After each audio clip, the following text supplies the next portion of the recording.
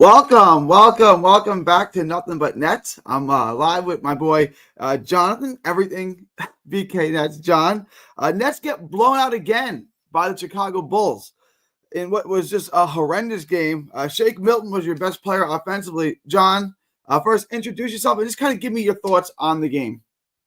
All right, Gary, it's always fun to talk good basketball with you. To anybody who wants to talk fun basketball with me, you can find me on my Twitter at OS914113John. I do work on Gary's Nothing But Nets, the BKNY Hoop Show, Breezy's podcast, and Dylan's BK Network Pod because I'm everything BK Nets.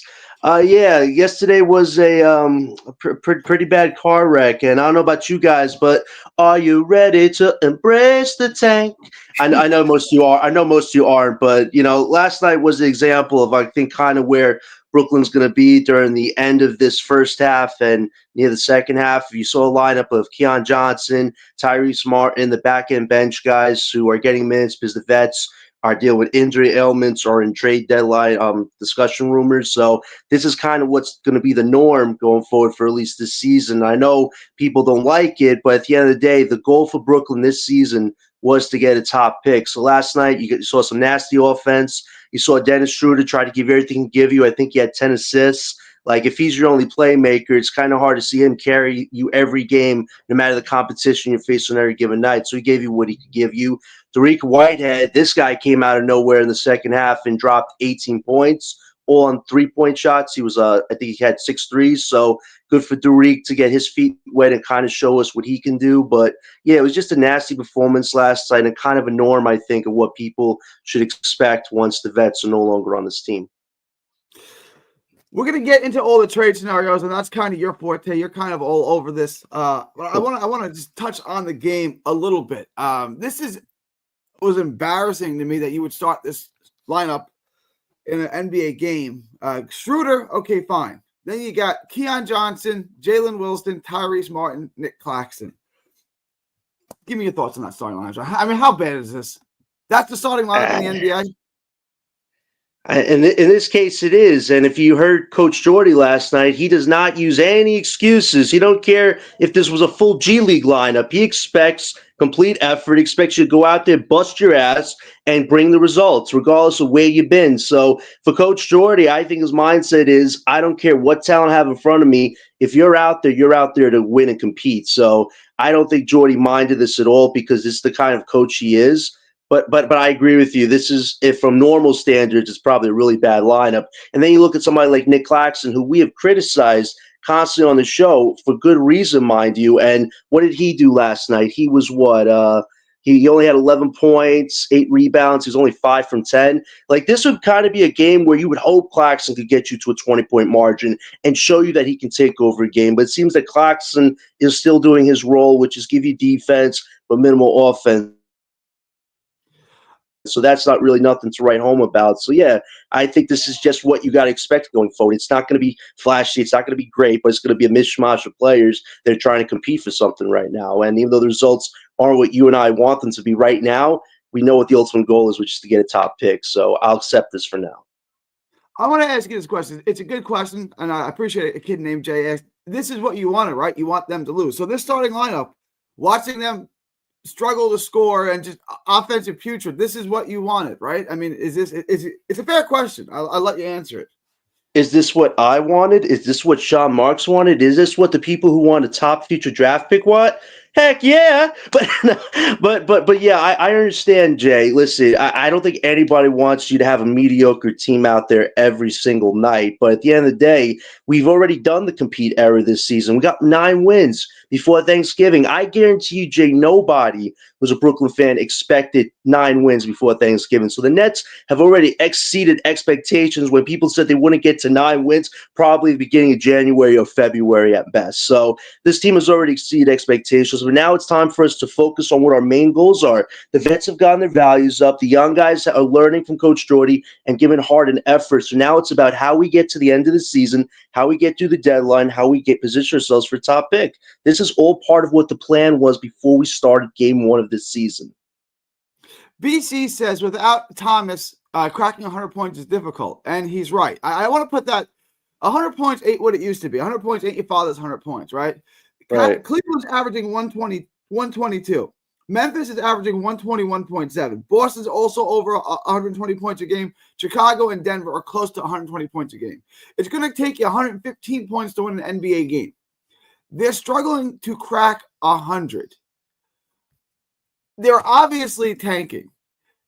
Is this even watchable? And should the NBA step in and do something? What they did yesterday, what they put out there yesterday is ridiculous. I think it's the worst starting five ever. Like, that's how bad I think that starting five is. Should the NBA do something about this? Because it's clearly tanking. Gary, I understand, man. You don't want this team to lose, but I think you're going a little over the board, guys. We got to save Gary here a little bit, guys. Throw the lifeline out. but no, Gary. I'll get to my thoughts. So go ahead. No, Gary, I understand, man. Nobody wants a mediocre team like that. But look at a team like the Wizards, who are clearly taken. They were taken from the get-go, and nobody's going to tell them, hey, listen, why are you guys losing 12 straight? You know what they didn't do? They didn't win a single game in November. I think we won like 8 in November. So we already exceeded more expectations of the Wizards probably will this season and next season included. So if we're supposed to get investigated, investigate them. And they look at a team like Philly. How the hell is Philly at the bottom of the barrel right now and Joel Embiid is taking personal days when he could possibly be career-threatening injury right now this season, but nobody's investigating that. So, Gary, I understand, Gary. You want to bring the cavalry in, but there's a lot more other people that are doing it way worse than this team is. So, you know what? You're right. It is hard to crack 100 points, but this is adversity. This is what's going to build diamonds in the rough right now. And Coach Jordy has shown you that this season he was the perfect coach for the job because he's going to turn these adverse moments into great moments when his team is more complete. I just want to put that in perspective. Okay, so the Nets starting lineup: Schroeder, Keon, Ty Martin, Jalen Wilson, Nick Claxton. And you're right. What Washington is doing is awful. Okay, their last game against the Bucks, they started Malcolm Brogdon, excellent pro. Jordan Poole, that's their big free agent. Jonas Valanciunas, excellent pro. Alex Sarr, hot shot rookie, and Belil Kalabuli. That's 4 guys. 3 guys who are established pros and 1 hot shot rookie. The Nets started 1 established pro in Schroeder, 3 G League guys, and a backup center in Claxton. It's not the same thing. Like, this is atrocious. Keon Johnson, Tyrese Martin, and Jalen Wilson are starting in the same lineup.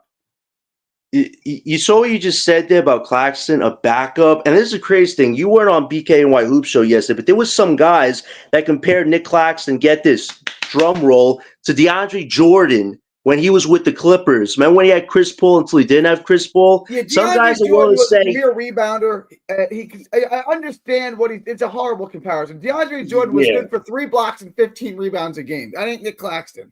Yeah, seriously. Like, if we're going to pair Claxton and DeAndre Jordan right now, get him off the team, because if Claxton's just giving you some mediocre defense and maybe 8 or 6 points here or there, that's not what you paid Claxton $28 million for. And the thing was, this was supposed to be what, Gary? His season to enhance the offense, take the risks. He hasn't taken 1 3 this season. Well, I don't know if you can say he took that 1 3 against the Magic with 0.2 seconds on the clock. That could have been a mid-range shot. I don't know if his toe was on the line, but it's like Claxton hasn't given you those offensive enhancements that you thought he'd get. Like, maybe take 3 to 4 mid-range shots. He's only taken, I think, maybe 5 this season. It's like we didn't get what we wanted from Claxton this season, obviously. And people are going to say, well, it's his role. The coaching staff doesn't trust him. Well, if they don't trust him and Claxton doesn't speak up to try to enhance his role, we got to start thinking about what team could actually use him. Look at a team like the Lakers. They need a defensive sense. I think they lost again last night to the Timberwolves. They're 12-9. They have Davis, who gives you a lot of offense, but they need another defender.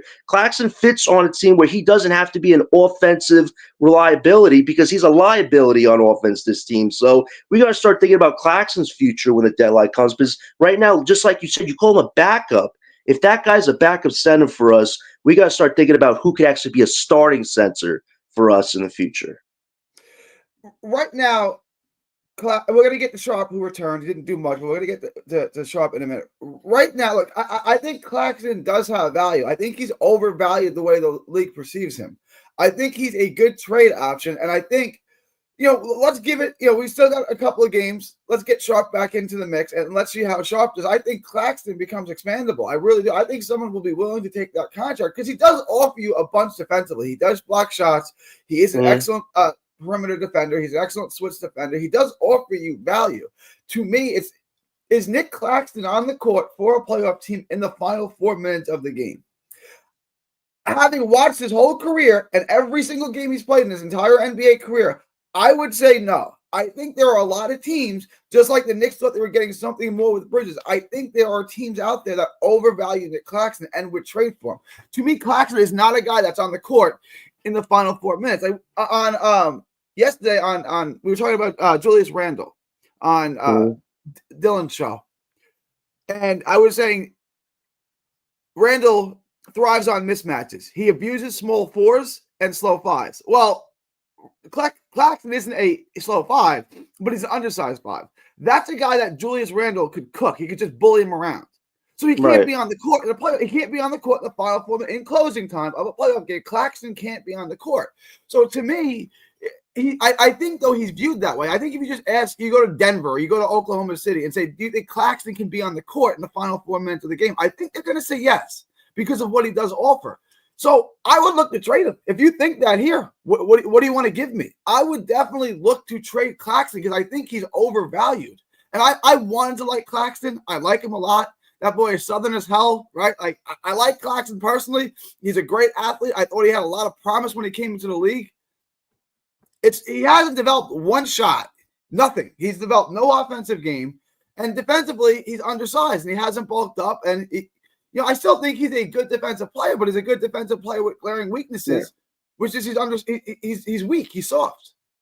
Right. And you know what the crazy thing is? I even said this on BK's show. I said, I feel like Claxton right now is torn between being an undersized power forward with no offensive game and being an undersized center that can give you some defensive moments from the 1 through the 4 position. But he struggles at the 5 mightily against mismatched center matchups like the Nicolas, the Embiids, etc. But so it's like Claxton needs to eventually accept the role he wants to do. Are you going to be a center or are you going to be a power forward? Because if you're not going to be either one, you're going to be in the middle, you're going to get these type of results. I mean, the best thing he's given me this season has probably been rebounding. He had 8 rebounds last night, even though we've been getting out-rebounded by a lot of teams. That's not a lot to write home about either. If that's Claxton's best asset and you're getting beat on rebounds, that's not good either. And you said he might not start on a lot of teams. The only teams I can see him starting on in the West right now are probably the Pelicans. If they want to trade for him, they need a center. The Lakers, because Anthony Davis needs a center next to him to keep him fresh on offense. And I'll even say Memphis. I think him and Ja, that's a great combination.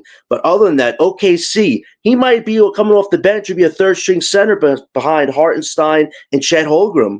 I don't know if that's a role he wants. And look at other teams who already have centers. They might need a backup. So if Claxton's your best as a backup, that's okay value, but it's not value to probably win you a championship as a starter unless a team like the Lakers, Memphis, or Pelicans value him. So there is an opportunity to trade him. It's just, is Brooklyn going to capitalize this season, or they're going to be like, you know what, it was one bad season, let's see what he does the following season. I don't know. We got to start thinking about who's going to be part of our future, and this is a valuation season, and so far Claxton hasn't been able to cut the mustard. And it's not that he just hasn't been able to cut the mustard. He's made absolutely no improvement. He's developed not at all. I think in many ways he was better as a rookie than he is now, because when he was a rookie, he still had some piss and vinegar. You see him handle the ball a little bit. You see him do things. Now it's just a lob threat. That's it. There's no offensive game. There's no threat at all. He doesn't handle the ball. I think he's offensively regressed a little bit from when he was a rookie.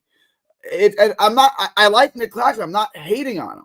It's just he hasn't developed at all. It just seems to me like a guy that doesn't love basketball. He happens to be a freak of an athlete for his size. He's really good at it, but he doesn't love the game. And that is, to me, evident in that he hasn't developed any offensive game at all. You guys say, can he score 20 points? He couldn't score 20 points in a G League game. He just doesn't have any offensive game. Like, he can get 20 rebounds in a G League game, but he can't score 20. How? How's he going to, at the free throw line, he's going to miss his free throws. Is he going to get mid-range game? He can't do that. Is he going to handle the ball and take, no, he can't do any of that. Right? So how's he going to score 20? Going to run 10 lobs to him a game? It's not going to happen. This is the wild thing right here. You look at his stats this season. He's hitting 63% from field goal, but it's like he takes so few of them. So, of course, he's going to have a big field goal percentage there. You know what it feels like? It feels like he's Ben Simmons' twin, man. It feels like Claxton does a lot of similar offensive things that Ben does. Pick and choose your shots, do it very little. The best thing Claxton has this season is he's actually 30th right now in rebounds in the league. That's his best asset. But assists, the Sabonis role, is 117. And as far as points, he's averaging 8.7. I think his career is 11 point something. So he's already 3 points down from a career average. That's not good. It's like you just said, what's his motivation? You got paid $100 million. You got the word punk tattooed on his lip. And now he's doing these Dennis Rodman foul ejections like get me off the team. Okay, Clarkson, if you want to get off the team, you better improve your value. That's it. So the ball really is in his court right now. Yeah, you see what Cam Johnson is doing? I Yeah. want to King Ribby's here for you. It's your favorite Knicks fan, John Abuser. Salute, Gary. Well, his name is just Ribby. I took his crown, so. So King, how's Bridges working out for the Knicks? How's that trade looking for you? Remember, 6 first-round picks. Just leave it at that. Oh, but Gary, they beat the trashy Pelicans, though. You guys want Ben Simmons? Is that bait? You can have him. I'll pay 90% of his contract. There's $30 million left on his contract. I will pay 27 of it. Just pick up the last 3, and you can have him for a second rounder. Is that a deal? I'll pay the $50 cap fare to get him across the bridge for you. Crazy. Nah, he's just trolling. I wanted to get into Day'Ron Sharpe returned yesterday. He didn't do much. He scored 4 points, all from the free throw line. He had a couple rebounds. He played 16 minutes, 0 for 2 from the field, 4 points, all from the line, 4 for 4 from the line. 2 rebounds, and he did have a block, which I don't remember the block. So not much, but your thoughts on Day'Ron Sharpe's performance and having him back in general? It's just great to have Day back. He's such an energy booster for this team. He's well loved by his teammates just because of how well he played last season. He had all career highs and everything from shooting to rebounding. He was the 3rd best rebounder in the league. Like what Day'Ron Sharpe brings you is he's more of a traditional center. Some of us have compared him to like a Andre Drummond prototype where his window could even be higher than Drummond's just because offensively he could probably get better because he's not afraid to shoot the 3 as well. So if you think about it, if we do trade Claxton, I'm all for keeping Day'Ron because you could re-sign him to a cheaper deal. You could let him keep developing, and he could potentially be a reliable backup. You could start him if you trade Claxton, but I think his best asset is being a solid backup that can give you a lot of rebounding and help your secondary unit be really good at offensive pace just because of what he can do on rebounding. So I really think he could be an essential piece for us. But if you don't trade Claxton, there are a lot of teams that want Day'Ron right now, a lot of teams that have a need for a backup. There's teams like Memphis, LA, Pelicans, and Clippers who do need a backup. So if you don't trade Claxton, these minutes for Day'Ron are very important for building up his value in markets. So I think it's a win-win either way. But probably your biggest win is if you could potentially keep him and see what he can do because you don't have to pay a lot for him. I was just thinking about that DeAndre Jordan comparison. I was like, yeah, Nick Claxton is DeAndre Jordan if DeAndre Jordan was 120 pounds and not good at rebounding. Then it would be I mean, it is what it is. It's what is this, year 5? Nothing's changed. Like, he hasn't changed anything. Speaking of haven't changed anything, Ben Simmons, he's not joking. He wants Ben Simmons. I want to address this because when he said it, I thought he was trolling. But the Knicks do need bigs. They're at a deficit for bigs.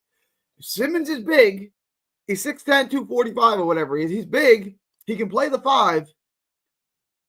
He would do that. Can we entertain this just for a second, hypothetically? I'll pay all but $2 million of his contract. Would you give me Deuce McAllister for him? I'm just asking. Would you make that trade, John? I'll take anything I can get from Ben Simmons at this point. I mean, you guys want him, but here's the fun thing. Have fun paying his medical bills because apparently now he's dealing with a knee issue that nobody knew about, but Ben knew about. He's been dealing with it for months now, but he says he wants to play. Like, okay, deal with that health crisis, and we'll take whatever we can get from you at this point. Okay. Would you, if you wouldn't give me Deuce, would you give me 2 second round? I don't care. I just get him out of here. Well, here's the thing. You probably have to take back Mitchell Robinson, Miles McBride. You have to give up something just to make salaries work. We're gonna eat most of his salary. We're gonna eat most of his salary, right? I mean, fine if that's what you want. I mean, I'm going to get him off the team any way possible, but at the end of the day, it just feels like you're not. I don't think you're going to trade this guy because just the fact he's so injury prone right now. Like he's got knee issues, he's got back issues. Like any team that's looking at that are like, why are we going to take a chance on a guy who probably can't play more than 10 games right now? I mean, it's a struggle for this guy just to get through 15 games again. So, but hey, if the Knicks want him, we can make something work. I don't think he's going to help you. With Sharpe back, with Sharpe and Claxton at the 5. Let's see what he said. Deuce McBride, I'll give you Pack home Done. I'll eat. You'll give us Deuce McBride for Ben Simmons. I can have. He makes $2 million a year. Done. Yo, Ribby, if you're the GM, man, we're gonna fleece you again, man. We're gonna fleece you again. I love it. I love it. Oh yeah. Give us a young, healthy score. I know he's had some knee issues this season, but that guy's a bucket. You want to give us a bucket for a non-bucket? Okay. Speaking of buckets, I want to transition to this. I want to go back to Ben Simmons. Oh no, let's say on Simmons. Simmons has a knee injury. I labeled it as a vagina injury. He tore his whole giant vagina, and he's unable to play because of the torn vagina. Is this it? Have we seen the end of? I can't take him anymore. Have we seen the last Ben Simmons game, or am I gonna have to? Is it Zach Wilson for the Jets, where he keeps reappearing? Like everyone gets hurt, and then it's back to Zach. Is this what we're going to see with Ben? Is Ben my new Zach Wilson? Is he going to be back in this lineup at some point? Or have we seen the last? That's the crazy thing. This guy's had more football injuries than basketball injuries. Yeah. But it's just frustrating because for so long the Brooklyn Nets medical staff have lied on his name and have lied to the Brooklyn fan base saying this guy's healthy every time he says he's healthy. He's not been healthy since he's came to Brooklyn. Let's make it a fact right now. This guy has not been healthy since he stepped foot on a Brooklyn court. And now he's saying, oh, I had a knee issue I've been dealing with for a few months now, but it's okay. Imagine nobody said nothing about it. Like, how can we trust him? How can we trust this organization? They keep lying on this guy's name, and he's lying to us because he wants to collect his money. So you know what? Send him home. Let him collect his damn money, and we collect the cap space. We no longer have to deal with this guy. Like, for the people who want to keep this guy at a minimum, wake the hell up. This guy's not going to be healthy. This guy will put his money, he will put himself before the Brooklyn organization. You know how ironic it was that it was the Magic? Remember the last time we had KD and Kyrie on the team against the Magic with Ben Simmons? Got poked in the eye, left the game, and he had knee soreness. Like, come on. How can you trust somebody like this that constantly lies to the public, lies to the media, and says, oh, this came up, this came up, this came up, but hey, I'm still collecting my money? No, I want players on this team that are going to collect their money, but going to give you the damn results every given night. And Ben Simmons ain't that guy. All right, I think Ribby is having buyer's remorse on that Ben Simmons trade. I think he's saying now he'll give us the point guard Tyler Kolek. Is that how I say his name? He doesn't play much. Okay, I'll take that too. That's fine. Like I would rather have. I don't care what you give me. Just take Ben Simmons. You want to give me Tyler Kolek? Okay. All right. Yeah. I mean, I don't know. We'll throw the Tylenol on the ice pack in for free, Ribby, if that's what you want to. And I'll still pay for it to go over. I'm still paying for that. Don't yes. All right, let's move on with different subs. I think we've hit Ben Simmons home on this one again, so we want another player. Dariq Whitehead. We all hated on Dariq Whitehead. He was the worst thing ever, and I was one of them that said Dariq Whitehead was the worst summer league player in the history of the summer league. He was really, really bad. It was. It was horrendous. It was like 0 for 12, 2 for 10, 0 for 14. It was really that bad. Yesterday, he shoots 6 of 11, 6 for 10 from 3. He scores 18 points on 11 shots. Absolutely cooking as the lone bright spot for the Nets. First, what do you make of that, John?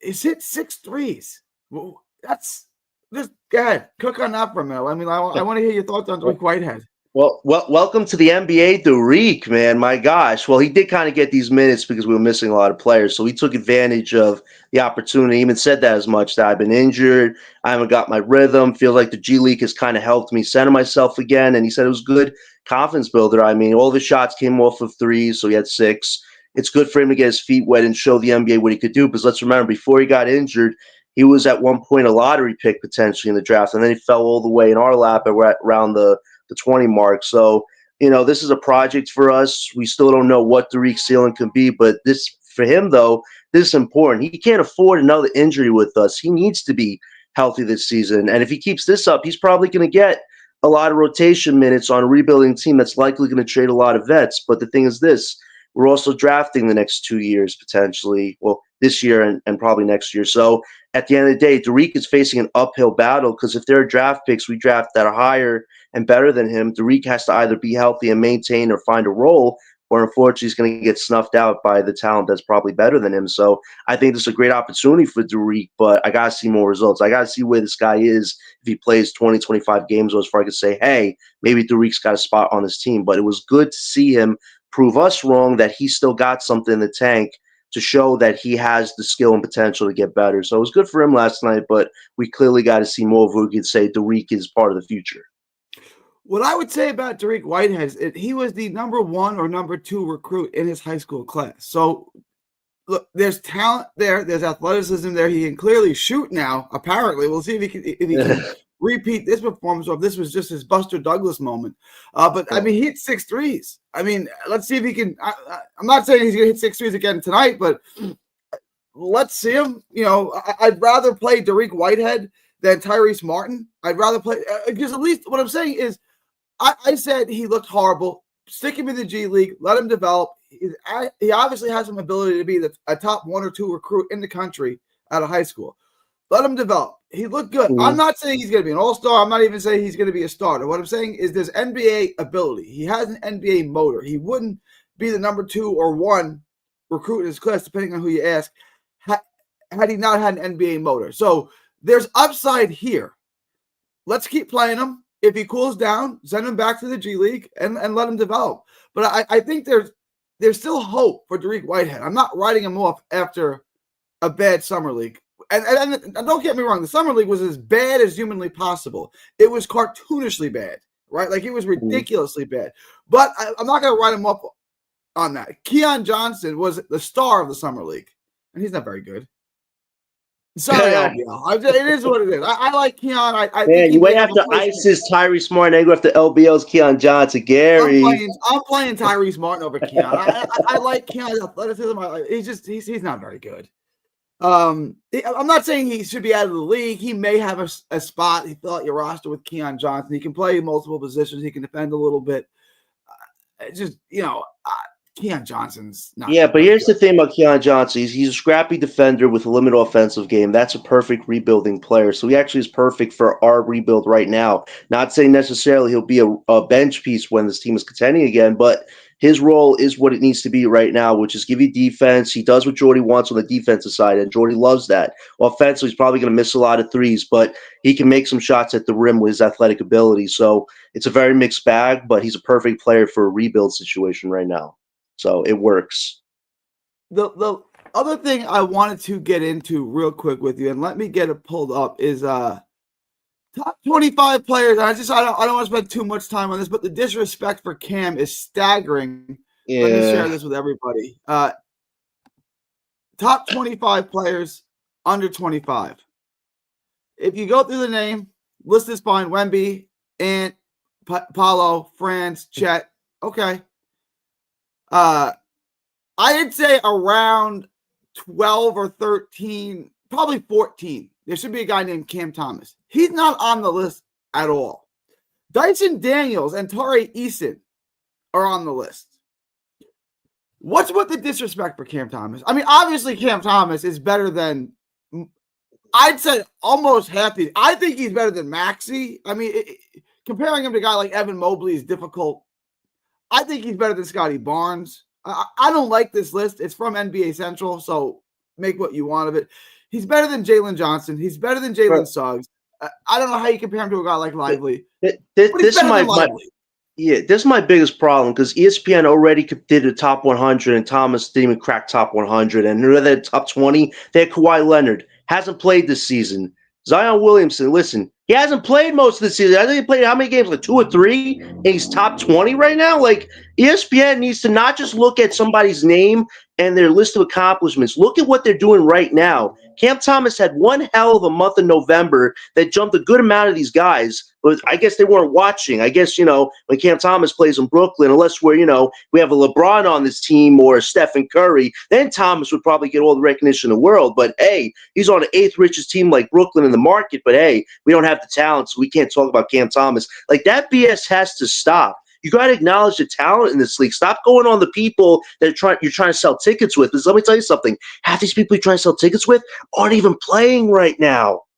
It's just annoying right now. And listen, I've been a constructive criticizer of Cam in the past when he wasn't playing well on all sides of the game. But this season, he has taken our criticisms to heart. He has taken what Coach Jordy has said he can do besides his superpower of offense. He's tried to improve on defense, tried to improve on rebounding and playmaking. He showed that this season. Everybody remember the Kings game where he dropped 30, 40 points on a bad back and with the flu, and he had the most assists on that game? That was a Cam Thomas special against the Kings team with their three best healthy players, and he beat them. So the disrespect, like you said, Gary, it's a little outrageous. The fact that this is probably one of the most polarizing young players in a long time, it's a lot on this kid's case when he's actually showing you can get better. So I definitely disagree with the biased attitude that ESPN has, because you're not recognizing all the talent. You're recognizing people that you want to market and label when they aren't even playing this season. So, yeah, I definitely agree, Gary. Something's got to change there, because the Cam Thomas disrespect, when it's this blatant, it's definitely a lot, man, for real. A lot of the Tari Eason, Balil, Dyson Daniels. I mean, these already, like, okay, fine. The first couple of names, obviously, Halliburton, fine. I mean, he's been horrible this year, but fine. Tyrese Maxey, that's highly debatable. Like, that's a coin toss, and they have him at 7. Like, the list is ridiculous. Like, I don't understand. What do you like? Gilbert Arenas pointed this out on his podcast and saying he keeps getting criticized, he keeps getting hated on, and he keeps putting the ball in the bucket. He's one of the premier scorers in the entire NBA. And when you look at his points per minute and points per possession, he's at the top. The only guys he's behind are the best scorers in the league. It's got to stop. I don't understand what he did to y'all. I don't know where he hurt you, but Cam Thomas, with all of his weaknesses, is a legitimate bucket getter, right? Like, he could, if they let him play 36, 37 minutes a game, he could average 30 a game. How many guys in the league could average 30 a game? Maybe 10. Cam's one of them. Maxey isn't. And you're seeing what Philly is when Maxey's their best player. Before Cam got hurt, the Nets were basically a 500 team with Cam as their best player. Is Philly a 500 team with Maxey as their best player? No, they're the worst team in the friggin' league. I will have this. I will die on that hill. Cam Thomas is better than Tyrese Maxey. Well, And listen, Maxey's on the list. I want to agree with you certain points about that. I feel like Maxey by himself this season, he hasn't stepped up as an all-star superstar. But I'll be honest with you, too. If he had 2 healthy, competent all-stars that don't get injured all the time, they're probably one of the top 2 teams in the league right now. If you had a healthy Embiid, like very prime Embiid, you had a very healthy prime George, it's probably a top championship team. But I agree with you that Maxey hasn't held up his end as being a superstar that can carry a team through anything. Not everybody's a LeBron James. Let's remember this. Not everybody can do what LeBron did, which is go to the finals for a decade straight. You're probably not going to see that again for a long time. But, Maxey's their only best player on Philly as well. So I understand that. Maxey's probably the best thing that people want to watch right now besides the McCain kid on Philly. But you know what's also kind of bad about this? Sean Marks is probably looking at that and licking his chops right now, because Marks has been the one guy that probably agrees that Thomas isn't a superstar star player, but, he still sees him as an asset right now, but he didn't re-sign him to a deal. But Mark's probably looked at the list and be like, hey, you know what? If ESPN says Cam Thomas ain't a star player, I could probably give him a low ball offer contract and he'll probably take it. That's the problem with Sean Marks, man. He looks at stuff like that and he's like, you know what? This is why I'm going to hit high on the draft, and Thomas got to be a secondary star or he can accept what I give him, and that's not good business either. You got to look at what Thomas has done for you. He's giving you everything this season. He's bought into Jordy's system. So if Marks is looking at this and be like, you know what, I could probably get away with a medium contract with Thomas, I don't think you can. I think Thomas is many things. He's not a fool, and he realizes that stars respect him in this league. The NBA may not respect him, but that's 1/3 of the law of who has a say in this league right now, and all the media has is an opinion most of the time. So I think Cam Thomas definitely has some bargaining power this summer, but Marks can't be foolish and it turns into a standoff. It turns into a standoff. It can get very nasty very quickly, because Cam Thomas definitely probably wants his money right now, given how well he played, and they didn't acknowledge it in November.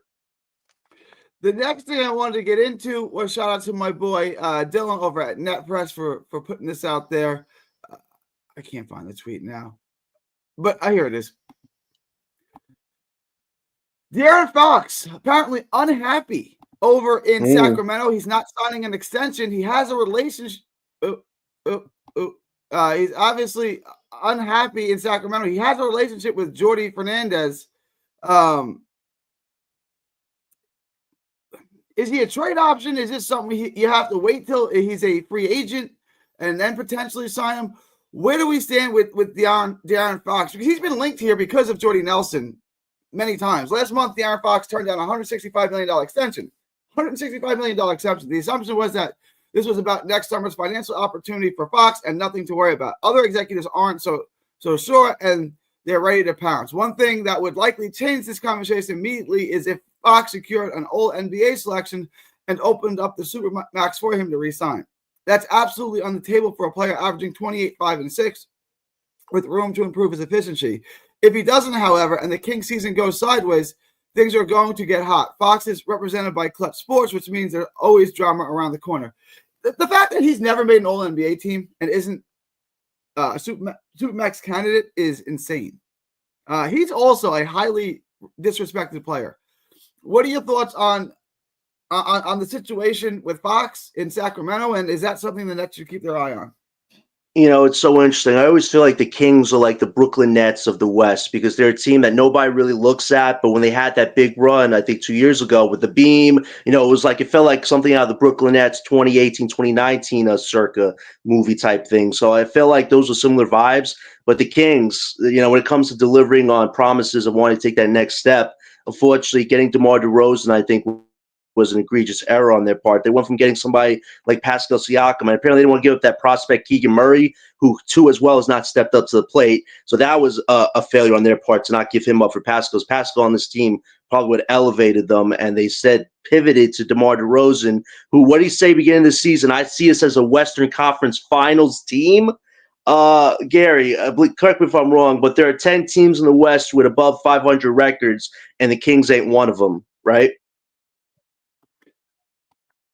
Yeah, that sounds. There are 10 teams over 500. That sounds right. Yeah, I believe that's right. Yeah, Kings ain't one of them. So you look at the situation right now. De'Aaron Fox has handled this perfectly. If Fox is in the East right now, he probably would have a contract with this team because the East is so bad. But the West, you can't have time to wonder what ifs. It's, are you going to deliver results or are you going to win a championship? Right now, the Kings are nowhere near it. Their bench is atrocious, and they're a desperate team that probably should be calling Brooklyn very soon on the phone about our vets because they need something right now, and they should feel desperate because Fox look at the situation and be like, you know what?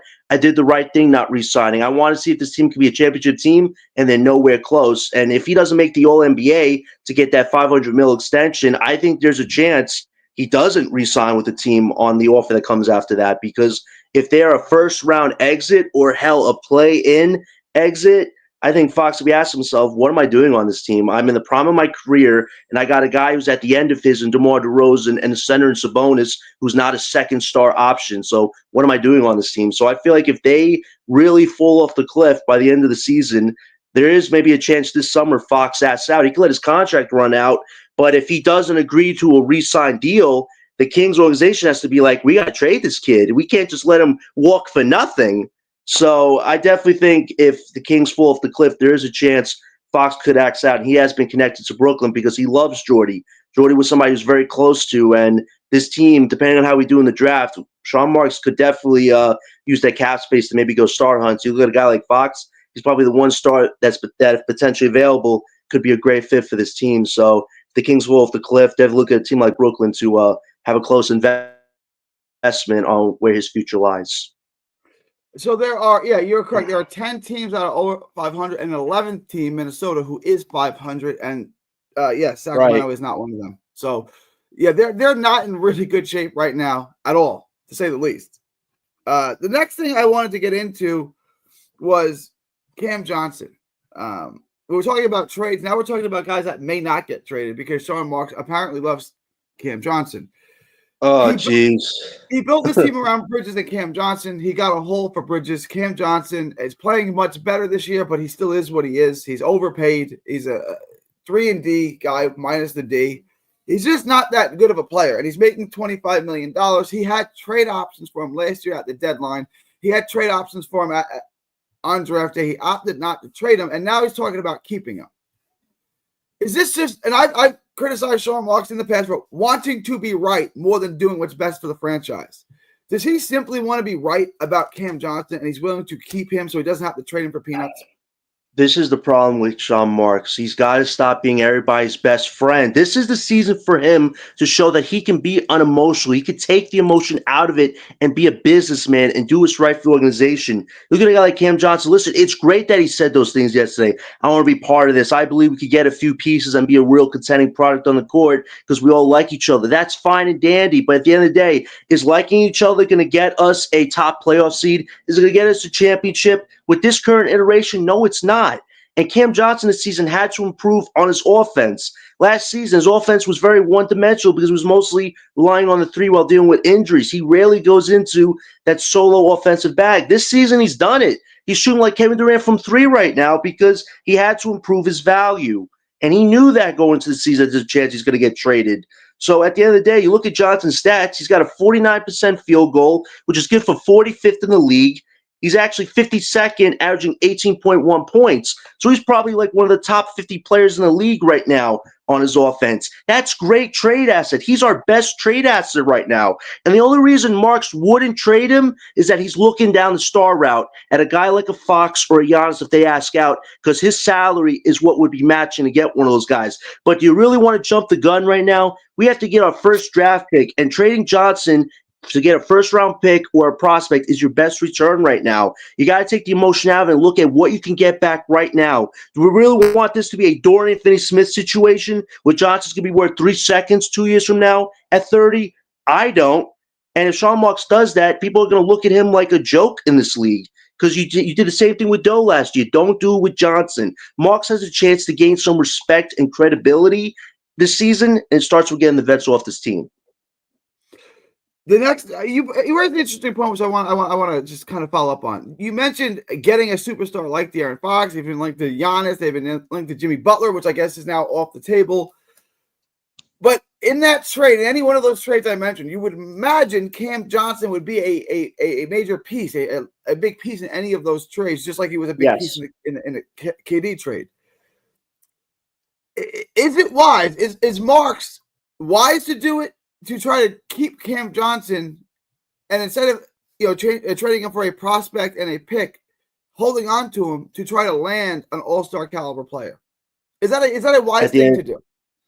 At the end of the day, our main goal, which I'm still committed to, is getting a top 3 draft prospect. That's why we made the deal to get our picks back. That's why we did the Bridges whole deal, because we want to get a top prospect and make history in Brooklyn. The Brooklyn Nets have yet to draft a top lottery pick in the Barclays in Brooklyn history. That's the first part of the goal. But you look at Marks, he always seems to have his eye on a star, a Giannis, a Fox. And honestly, I can't blame him, because those are two of probably the best stars that could come to this team right now and really change our trajectory. But at the end of the day, you need young stars. You need young prospects. You can't just have vets anymore. You need guys that can get you through a whole season. And an Ace Bailey, Dylan Harper, Cooper Flag can really make our trajectory even that much better. But if it depends on who we draft. If we draft somebody that's out of that, then holding on to Johnson at that point might be a stroke of genius, because Marks might feel like, hey, you know what? Let's get a star and let's go with Cam Thomas and make him a star. Like, there's so many different routes you can go with right now with this. But at the end of the day, there's going to be a lot of people saying, you kept Cam Johnson, you're going to get a Giannis, a Fox, and then it's another third star run and you're out, folks, type thing. We don't want that. We need to hit this draft first and then look at our options next summer. I think that's what this is predicated on. So if Marks holds on to Johnson and we draft an Ace, Cooper, or Harper, and then you get a Giannis or Fox, I might just call Marks a damn genius. But at the same time, there could be a lot of negative consequences with that. So I hope that we don't have to come to that. I hope he trades Johnson so we can let this ride out for the next 2 years and then go down the star route when our timeline lines up a little bit better. Because you try to shorten the timeline, there could be a lot of consequences there that may be good in the short term, but may be bad in the long term, like it was with the Big Three era. I want to raise this question next. It's a hypothetical that I came up with while we were talking about trading Cam Johnson for a superstar. Let me run this by you, John. Cam Johnson and Nick Claxton, the Milwaukee Bucks first-round pick, and our next year 1 for Zion Williamson. Would you make that trade? Zion Williamson? No, You I wouldn't take wouldn't. Zion. The only trade I would do this season, and I talked this about with you, and I'm not sure who else it was, but I said that if you want to make a trade for Zion this season, you do Ben Simmons and some picks for Zion because that just matches salaries. You sit Zion down and you draft a top They prospect. get more. That'd be the only way I would do it. Let me add why I said Milwaukee's pick, because it's top 4 protected, and New Orleans has the top 4 protection on that pick, right? So if it's 1, 2, 3, or 4, that pick goes to New Orleans. If it's 5 to 30, it goes to the Nets. So in this draft class, New Orleans could look to tank, just tank, get a top 4 pick, draft a superstar, and then have Zion off the books money wise and start to rebuild. And they get the Nets pick next year too. So you're getting 2 potentially high picks for Zion plus Claxton and Cam Johnson. I think the trade looks good for New Orleans. And for the Nets, we know that Kenny loves. You're still getting your pick this year, so you can still get Harper or Bailey or whoever. Right. You're getting Zion, who's going to be hurt for most of the year, so he's not going to play much this year. So he's not going to help you win too much because he's not going to be on the court. So you still get your pick. You still get, let's say Dylan Harper and Zion Williamson. So next year, hypothetically, you're starting Harper at the 1, Cam at the 2, Zion at the 3, Sharp at the 5, and we'll figure out something to do with the 4. You got something there on that hypothetical trade. I understand you can't trade for Zion because he never plays. I get it, but just if you're Sean Marks, yeah, go ahead. Well, the interesting thing is, if you drafted Dylan Harper, you have Harper, Thomas, and Zion. That would be very interesting because that's your 1, 2, 3 right there on the court. That would be a balanced trio. But at the end of the day, you look at the package. We're giving the Pelicans so damn much for Zion when he's giving them so little. Like, here's another thing you got to remember: Zion's last 3 years of his contract are non-guaranteed. I understand, but Gary, we got to look at the optics here. His last 3 years are non-guaranteed. So why are we giving up such a big haul when I could just say, you know what, Pelicans, you're in a shit mess with Zion. We're in a crap mess with Ben Simmons. I'll give you Ben Simmons. I'll give you a pick here and a pick there. You guys get the cap space. You get some draft assets. You have your own pick. Good luck with that. We get Zion, and we can see what happens. If he doesn't work out, stay healthy, get in shape, we can just let his contract ride out after that or just let him go. So I think that deal, if I was Sean Marks, I would try to do that deal because it's literally the fairest deal you can do. You guys get free cap space. We get a potential star that maybe we could bring his career back from the dead or not. It doesn't hurt us because it's a non-guaranteed deal. You guys take on Simmons. That's the deal I would do. Why would I give you Claxton, Johnson, and 2 picks on top of it? The Pelicans make out like bandits, and Marks looks like a fool again. This is like Ben Simmons 2.0 all over again, except we're giving more assets to get Zion. So I wouldn't do that deal. I would try to give you Simmons and some picks before I give you that package. I would do that too, but I don't think you're going to get Zion for that little. He's still a generational talent, and someone is going to offer more than what you just offered. Someone's going to offer more than a salary dump, right? Like, I mean, when we talk about Zion, healthy Zion in the playing game before he pulled his hamstring is an unstoppable force. He's unstoppable. You get him the ball, it's over. So the only way you can defend him is to deny him the ball. Once he gets the ball, it's already too late. He's getting the ball in the paint and he's scoring on you. And the best you can do is let him score. The worst you can do is foul him because he still hits his free throws at an okay clip. Not a great free throw shooter. So there's just nothing you can do with him. And everyone recognizes that when he's on the court, he's one of the most dominant players in the game. He just doesn't get on the court at all. And he doesn't care to get on the court, and he's fat again. So I understand the warts. But you also have to look at the shiny stuff too. Like, you can't just look at the warts on him, which are magnified because he's lazy. I understand, Gary, and you know, it's great to know that he wanted to be in New York, whether that be on Knicks team or Brooklyn team. He's specified. I know people say it's the Knicks, but he said he wants to be in a big market. I think that's Zion's personal goal because he feels like when he came into the draft, he was probably going to be the next generational guy after LeBron, and that has not happened one bit. So, like you said, there's a lot of baggage we should probably overlook because he's Zion Williamson. But you know what?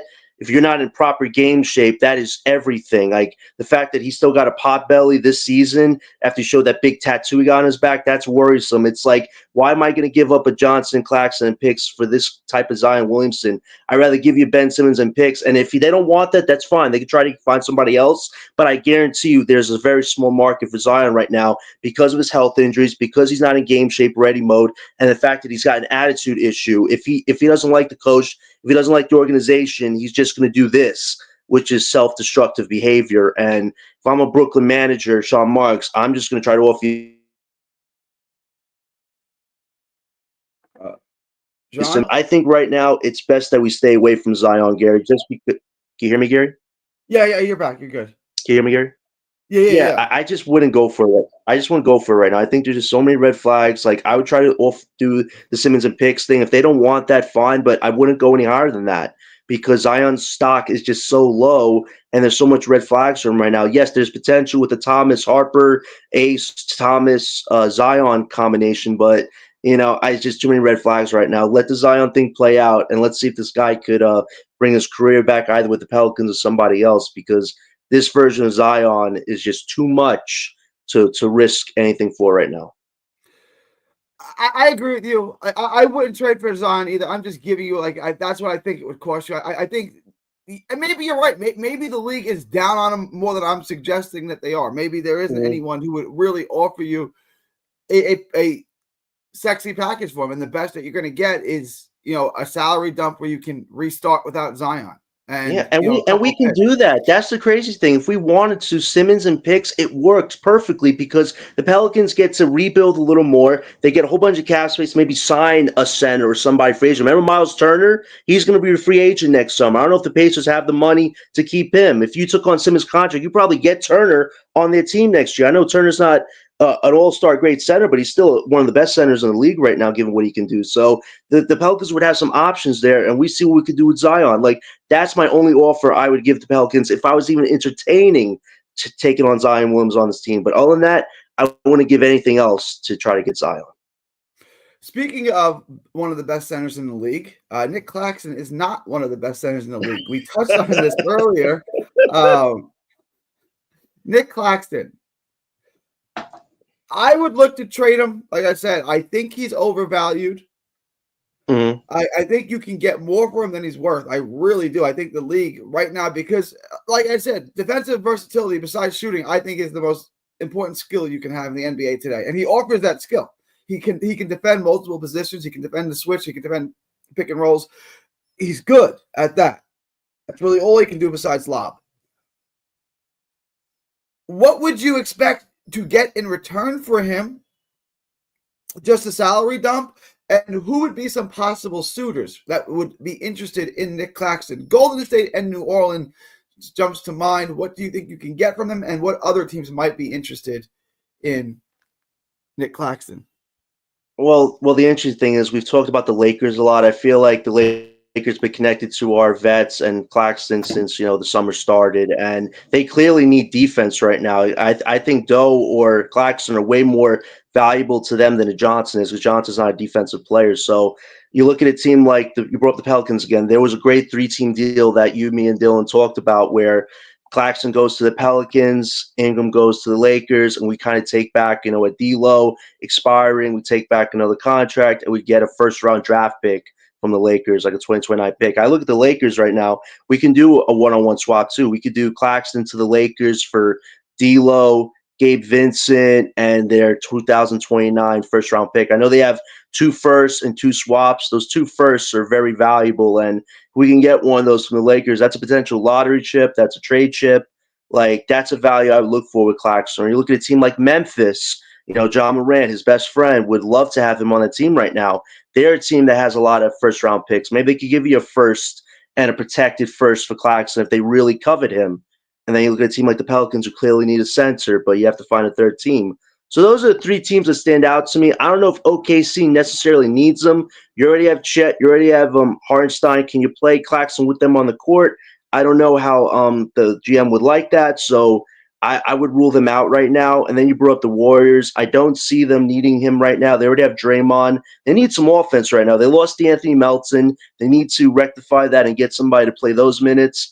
But as far as the three main teams on his market list right now, you got the Lakers, you got Memphis, and you got the Pelicans. And you could do a one-on-one swap with Memphis and Lakers. But if you talk the Pelicans, you probably have to find a third team to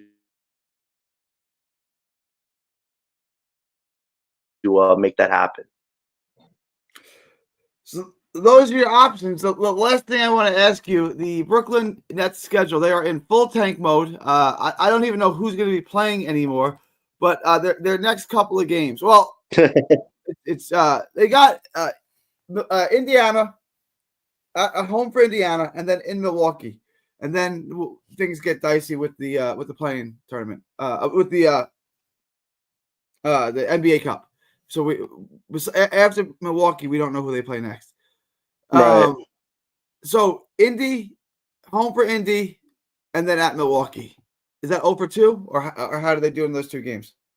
Yeah, I think it's 0 for 2. I mean, like you said, the Pacers, they're trying to find their way a bit. I still think they have, a lot more physicality with Pascal, Turner, and Halliburton. He might find his all-star scoring again against us. You look at the Bucks, Giannis playing like a superstar. Hard to stop at Giannis is dropping 50 points a game. So I see 2 losses right there. And, I know people don't want consecutive losses, but let's remember December 15 is like a week and a half away. And then the trade deadline's about a month and a half, 2 months away. So it's going to start coming a lot quicker than you guys think it's going to come. And I know, loss feels a little, like boring, but at the end of the day, when we hit on that trade deadline and trade these vets for good assets, and the draft combine and the draft lottery selection comes, we get a top 3 pick, you're going to be like, oh, what losses? I'm ready for the draft. So I know some of you guys don't have the patience for that, but it's going to come a lot quicker than you think. It's always that first month where you're trying to figure out what type of team this is. And now you're starting to see what this team was supposed to be before the season even started, which is a scrappy team that's probably going to try to hang in there as much as possible, but probably not going to win a lot of games. And that's by design. It's not just because we did this on purpose to be a crappy team. The plan is coming to fruition one way or the other. The losses are going to start piling up. Now, I don't know if we're going to finish the league, the season with the worst record in the league. I mean, we won a lot of games to start with. There's still a bunch of teams behind us, right? I think in the East, what are we, 10th, 11th? Where are we in the East right now? 11th. Tied with Detroit at 11. We're 11th. We're 11th. Yeah. We're better than 4 teams in the East, and then how many teams in the West? 5, 6, 7. 17. We're better than 7 teams right now. We're going to lose games left and right from here on out. But where does that put us? Those teams are going to be tanking too. So we'll find out. But the Nets are going to start losing games left and right. You can bet your bottom dollar on that, especially when they're starting Schroeder, Keon, Tyrese Martin, Jalen Wilson, and Nick Claxton. That is unacceptable. That is embarrassing.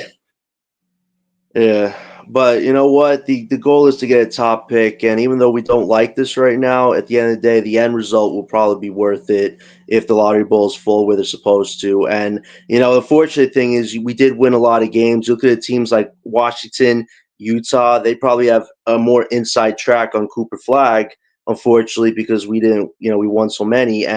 But I will say Ace and Harper are very gainable for us. Just the fact that Marks is gone. So a lot of Rutgers games. Both these guys are doing well, especially Harper. So I think our odds are still pretty good for the second and third pick. It's just unfortunate that we didn't give ourselves a chance to see what we could do with Cooper Flag. But you know what? If Cooper goes to the West, I'm okay with it as long as he's not in the East. But if we get an Ace or Harper in the East, Brooklyn's going to be a pretty good trajectory with that. So I'm not worried about that yet. But like you said, the losses are going to even out, but there are clearly some teams that are going to be worse with us. I don't think we're going to finish with the worst record in the league, but we're somewhere in the middle tier, out of the play-in, and right in the middle there, we should probably get a top pick in the top 5.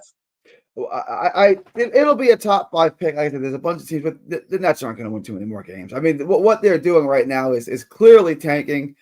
Look, Cam, Noah, Clowney. I don't know how many of these guys are legitimately hurt. Dorian Finney-Smith, and how many of them are just being extra safe with because they're looking to lose and then they're going to trade those guys. Mm-hmm. But, we'll find out. You guys want losing. You're about to get a lot of losing, and it's going to get ugly. I mean, they're going to struggle. They're going to shoot 35% from the field. They're going to struggle to score 100 points. It's about to get ugly in Brooklyn. And I get it. There's light at the end of the tunnel. You're tanking for a reason. I'm just saying it's going to be ugly getting there. It's not going to be fun to watch the rest of this season, especially up until the deadline, right? Because they're going to look to trade all of these guys. And at the deadline, you can have all the young guys play, and it is what it is. But right now, Shake Milton is going to be your second best offensive player behind Schroeder. And when Schroeder's not cooking, shake and bake, the ball goes to shake and bake. That's the nickname for him. When they left Jersey, they became the basketball Jets. Joke, handball, pro games. Anyway, basketball, I can't remember what that said. Long gone. The game has morphed into ignorant handball. All right. Okay. Did the basketball Jets have Kevin Durant, Kyrie Irving, James Harden on the team? No, they didn't. But Brooklyn did. They got Devontae Adams and Aaron Rodgers, right? Like I mean, they did. They did add a lot. They did add a lot. And it hasn't worked. Although the Nets have had far more success in my lifetime, the Jets haven't been to Super Bowl. The Nets have been to 2 NBA Finals. The Jets haven't made the playoffs in 14 or 15 years, whatever it's been. It made the playoffs. I'm not even talking about winning a playoff game. Just make the playoffs in 15 years. I think it's 14. It's 14 or 15. So the Nets are not as bad as the Jets. All right, John, tell me where they can find you. I appreciate you hopping on. No, listen, Gary, this was so much fun. And, we're going to have even a lot more fun conversations once December 15 and the deadline rolls around. There'll be a lot of coverage there. But, yeah, anybody want to talk fun basketball with me, you can find me on my Twitter at OS91413John.